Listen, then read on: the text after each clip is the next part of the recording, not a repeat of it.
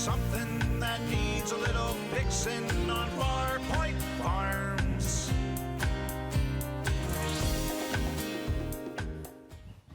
Hey guys, it's Eric. Check it out, man. I was down in Raleigh. I was just taking a nice walk. It was a beautiful spring day, and I came across this thing. And this is so cool. I have no idea what it is, but wait till you see what it's painted up as. It is like a micro minivan.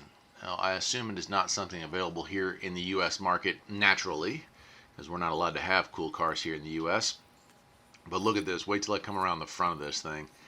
It is done up like a 60s VW bus, and it really, really caught my attention because of that great kind of, that like look to it is just perfect. Look at this. Isn't that the coolest? I mean, blinkers and everything right out of the 60s. If all it needs is a split window and it'd be all set.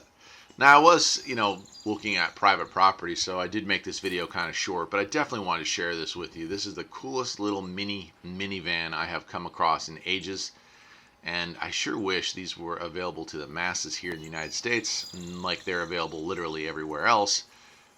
Now, this one being painted up like this probably, I think, might maybe tick off Volkswagen a little bit, but that's all right. And you can kind of see inside. It is right-hand drive, but that wouldn't stop me from owning one if I can get my fingers on a title for something like this.